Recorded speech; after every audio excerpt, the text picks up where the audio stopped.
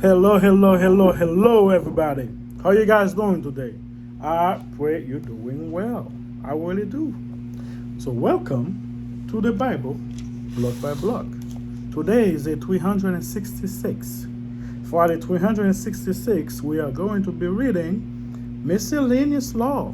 That is Deuteronomy 24, verse 5, all the way to Deuteronomy 5, verse 4. Now, the reason why I'm speaking like this, not trying to be condescending, is because it's a big day. Technically, the reason why I said technically, because there's some time, especially back then, I had to stop doing it for a few months, and then there was some time when I go back to it, and then I miss a few days. Even lately, I think it was a couple of days ago, I missed one day, and then so I have not been doing day by day as I'm supposed to.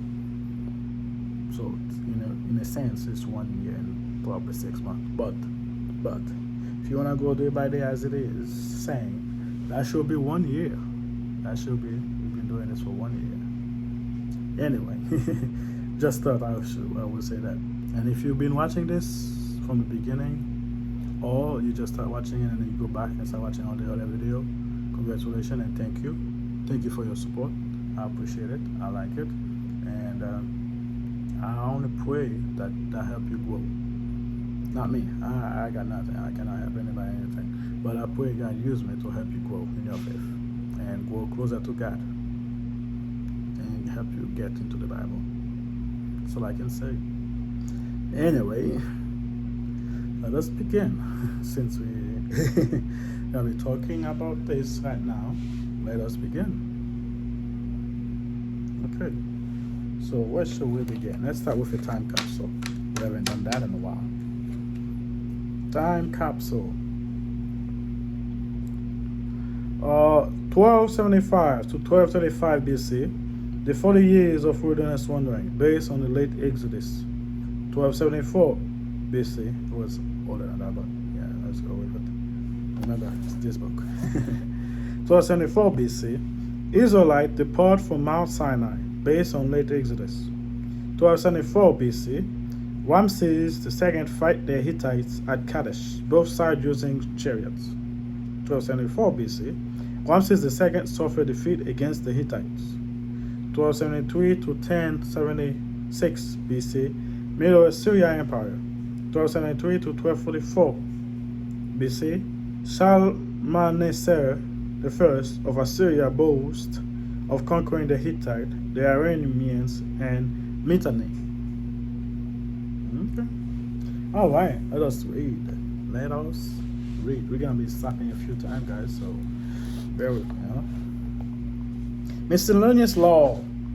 When a man has taken a new wife, he shall not go out to war or be charged with any business. I already talk about that. That's how it gets St. Valentine.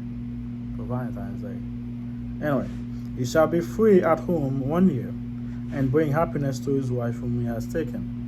No man shall take the lower or upper milestone in pledge, for it takes one living in the pledge. You cannot take something that actually important to him as a pledge that he named. That's why God said, well, God, just God, somebody take your coat, let him have it. Because he knows he's not supposed to, so let God deal with him, because if you read it, he said, what else is he gonna wear? Alright? Anyway, if a man is found kidnapping any of his brethren of the children of Israel and mistreating him or selling him, then the kidnapper shall die. In the other verses before, he said anyone, not just Israelite or anything, anyone who's trying kidnapping or stealing somebody, they should die. But this one emphasize a bit more on the Israelite, but it's still for everyone. Again, people keep thinking the Bible is against black, it's forced slavery or anything like that.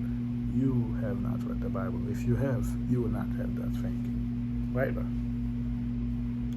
Mistreating him or sell him, then that kidnapper shall die, and you shall put away the evil from among you. Take heed in an outbreak of leprosy, that you carefully observe and do according to all that the priest and the Levite shall teach you, just as I commanded them, so that you shall be careful to do, so you don't spread the disease. Remember that the Lord your God did to Miriam in the way when he came out of Egypt. Remember Miriam. What happened to Miriam? She was being racist against Moses' wife because he married an African woman, Midianite. I think that's where she was from. I don't remember. But yeah. So remember Miriam. Remember her attitude, why God put the leprosy on her. Don't be like that. Don't be racist. Anyway, when you lend your people anything, you shall not go into his house to get his pledge. You cannot bust in, you cannot strong arm him, force him. You shall stand outside, and the man to whom you lend you shall bring the pledge to you. And if the man is poor, you shall not keep his pledge overnight. If you give you a pledge, you cannot hold it. That's what I was saying earlier. You cannot hold it. If you take his coat, you cannot hold it. How is he gonna sleep at night? If you're not, you know what I mean? If you take his passport, you cannot hold it. How is he gonna travel? If your driver's license, you know, it cannot be mean or rude. Not mean or rude. You cannot be a douche. Put it that way, you know. You shall, in any case, return the pledge to him again when the sun goes down, that he may sleep in his own garment and bless you, and it shall be watches for you to the Lord your God. Before we move on, before I keep reading, let's stop for a second. Marriage and divorce. Divorce was not uncommon in ancient world. In fact, it may have been easier to produce divorce during Bible time than during some other period of history. Two of the procedures and outcome usually favor them. The advantage of law did not prohibit divorce, but did seek to prevent God people from treating marriage casually. That is why Jesus said it's better if you don't at all, because they were starting to use that as a way to get out of anything. Anyway, an Israel husband could issue an official certificate of divorce to dissolve his marriage on the ground of wife uncleanness, literally eating of nakedness. Scholars are not sure what uncleanness meant. You see the father herself. In telling the situation, but whatever it was considered sufficient cause for divorce. The law spoke less about divorce in general than about whether a previous divorced couple could remarry after the wife had married and divorced a second time. The statute seemed to have been aimed at preventing people from moving in and out of marriage in a way that trivialized the institution. Various traditions disagree as to whether Christians are permitted to divorce or to remarry after divorce, but several biblical principles suggest that settling question about divorce should begin with a proper understanding of marriage. For me, from what I read from the Old Testament, you can divorce, but strictly, and you can remarry, but from the New Testament, yeah, it's prohibited. Marriage is forever. You can only divorce because they cheat on you. Your life is in danger, or they're not. Yeah, as far as I can tell, they cheat on you and you don't feel safe. Your life is in danger. They're not probably taking care of or do what they're supposed to do. And those are the two reasons, as far as I can tell. You can divorce somebody. Can you remarry? As far as I can tell, only to death. Period. Anyway, marriage, number one. Marriage is a holy institution established by God. When God created the world, He designed male and female to be united in marriage. The marital union should be characterized by God's guidance. One feature of His institution is singularly faithful to His most sacred of human bond. Also, marriage is supposed to be the representation of God in heaven. That's why you marry your wife, you become one flesh, and your kid become one family. God the Father, the Son, and the Holy Spirit. That's why it's supposed to be. That's why marriage is not supposed to divorce. That's like I said, whatever God put together, no man should separate.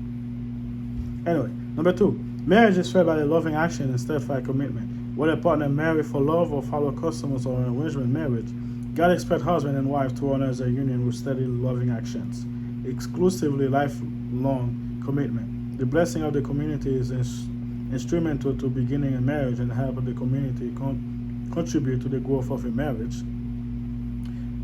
Number three, God hates unfaithfulness. A primitive cause of divorce is unfaithfulness, not only sexual infidelity, but also allowing wandering affection to destroy trust. Committing and communication in some cases, the men of Israel consort with a prostitute, divorce in order to take pagan wife, and even divorce and remarry in order to collect dowries God's hatred for divorce flow from his hatred of unfaithfulness. Divorce, number 4, divorce is a consensual. Divorce has become rooted in the culture surrounding Israel. The law limited the abuse of divorce among the Hebrew, as Jesus explained. God hates divorce, but it permeated in the consensual to human fallen nature. Sometimes it really is a merciful action to take. Like if your life is a nature, yeah. And they're treating you wrong way, they're not treating you properly. Anyway, number 5, ground for divorce are few. The Bible offers a few instances when divorce is permissible. It was mandated when Ezra commanded certain Jews returning from the exile to the end of the marriage to pagan. The New Testament stated 2 reasons for divorce: adultery and a Christian sin by the unbelieving spouse. There may be other valid circumstances not explicitly stated in Scripture, such as a persistent physical, emotional, or spiritual abuse. Yes. You're going to find in 1 Corinthians 7, verse 12 to 16, like I was saying. Number 6. Those who have been through divorce need compassion as much as God hates unfaithfulness and divorce. He offers compassion to any who divorce. He readily forgives and restores people who seek his pardon. Number 7. Divorce, whatsoever the ground is, neither a decision to take lightly or unforgivable sin. Most of all, from God himself, he knows how to form, nurture, and assess a marriage. Godly member of the community can also help. Sin wreaks havoc on God's design. Yet, despite this reality, the divorce should not be the first or only response to a troubled relationship. Marriage is so important that the partner should pursue every means possible to wisely solve what's wrong. Friend, church, and possession consolers can assist through struggle as well. Yeah, that was really big about that, like I was saying, from what I've been reading about the Bible. Yeah. Anyway. Let's keep reading. The verses. Now, you shall not oppress a hired servant who is poor and needy, whether one of your brethren or one of your alien who is in your land within your gate. Each day you shall give him his wages. Remember, hired servant or slave, whatever I said, it's a paid servant. Whether from war or whatever. It's not like they had it back then. Alright? It means wage. And not let the sun go down on it.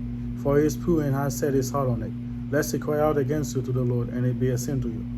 Fathers shall not be put to death for their children, nor shall children put to death for their fathers. A person shall be put to death for his own sin. Your own sin. You shall not pervert justice due to a stranger or a fatherless, nor take widow garment as a pledge. But you shall remember that you are a slave in Egypt, and the Lord your God redeemed you from there. Therefore I command you to do this. You cannot be on their side just because they're poor, just because they need your help. And you cannot be on that person's side because they can't give you money. You cannot be on their side, but you cannot force them to do worse thing. You can't take their pledge, so you cannot take their thing out, you know? So, you need to be fair. When you reap your harvest in your field and forget a sheaf in the field, you shall not go back to get it. It shall be for the strangers, the fatherless, and the widow, that the Lord your God may bless you in all the work of your hand. When you reap your olive tree, you shall not go over the brook again. It shall be for a stranger and the fatherless and the widow. When you gather the grape of your vineyard, shall not glean it afterward. It shall be for the strangers and the fatherless and the widow. And you shall remember that you are a slave in the land of Egypt. Therefore, I command you to do this. Give to the poor, basically. That's also what helped David bloodline, because of that guy was doing this. When we get there, we're gonna get there. I mean about it. But let's read one more thing again. The stranger and the fatherless and the widow. Let's read that. Developed nations generally administer economic assistance for the poor through network of governing agency and non-profit organization. In ancient Israel, private citizens were responsible for helping the poor. Gleaning was a primary mechanism for caring for the needy, like I was saying. Gleaning allowed the poor to enter a field, orchard, and vineyard after the main harvest and gather whatever the harvest has missed and intentionally left for them. The law encouraged landowners not to be overzealous in gathering produce for their field, but to purposely leave food behind to help others. Deuteronomy named the 3 classes of people likely to be poor: the stranger, the fatherless, and the widows. Strangers or sojourner were non-Hebrew who came to live in the Canaanite. Foreigners were given many rights among the Israelites, but they could not own land and often slide into poverty. The fatherless and the widows tend to be poor because they lack a patriarch to provide for their needs and defend their right, meaning that dad, the husband, the man should be the one providing for them. They don't have that, so you need to provide for them now. The Israelite emphasis on assisting the poor provide a compelling argument for us to help the disadvantaged today. We may be debated the best means of delivering help, but the ends are clear: to create new ways for people to work to provide it for the basics. All right, those basic needs, I mean, for the basics needs. It's not like basic. But anyway, let's read. Let's finish reading.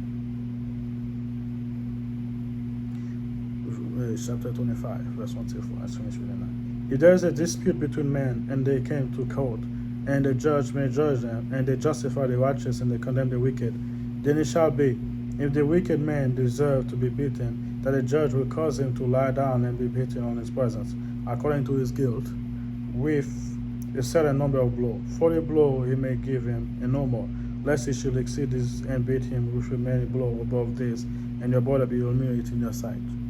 And you shall not muzzle an ox while it tread to the ground. And also, depending on what you use in your blow, 40 blows can be too much. They can end up killing them. Especially what the women have now.